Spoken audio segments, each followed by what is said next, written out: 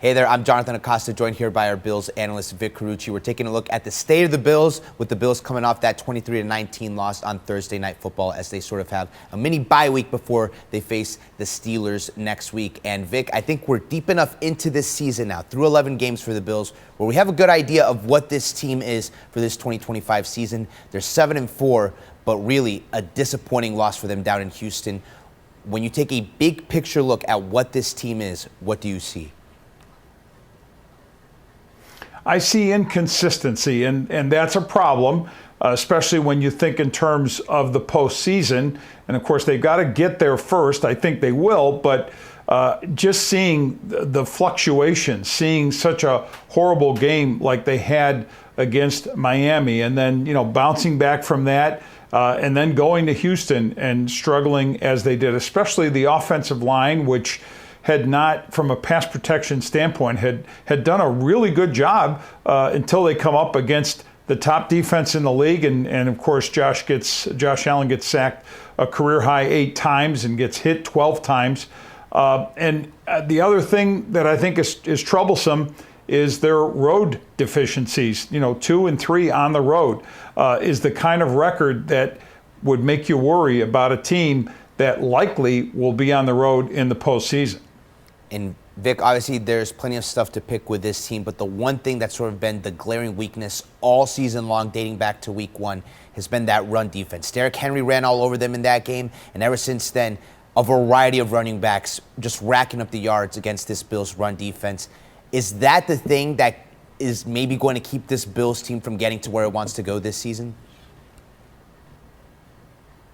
You wonder about that. Now, obviously, it reared its ugly head in the first half against Houston, and ordinary backs, like Woody Marks for the Texans, look extraordinary when they go against the Bills. Tackling continuing to be a problem. Now, they did tighten things up in the second half, and yes, the defense actually put the team in a position to possibly win the game at the end, but you have to be concerned about that being an Achilles, along with the questions that we've talked about on offense, where the receivers struggle to get open, and that happened again against Houston after not happening so much against Tampa Bay. But for most of the year, that too has been a problem. You look at sort of several of these past few losses, a lot of them following a similar script where it's really the offense getting dominated by defenses like Atlanta, Miami, Houston, and that's brought a lot of heat by the way of offensive coordinator Joe Brady. When you look at this Bills offense,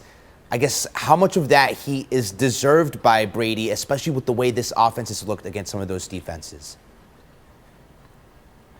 I think everybody's accountable when it comes to the offensive shortcomings. And, when you start the conversation about this team, it has to start with Josh Allen.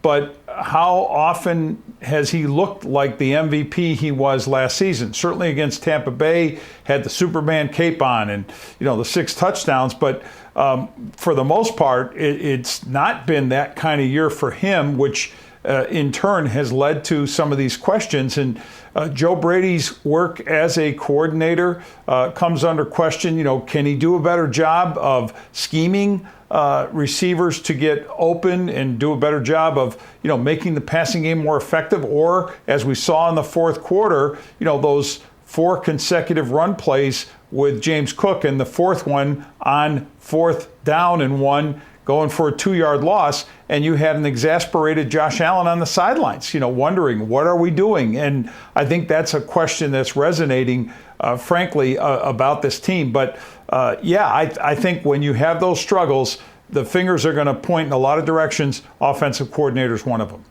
And certainly all of this comes with the context, too, of some shuffling in the wide receiver room. Keon Coleman was inactive for a 2nd straight week against Houston. What is your evaluation of the situation, and do you think that maybe there's a chance that we see Coleman return to the field against the Steelers for the Bills' next game and sort of show that he's grown from this learning moment?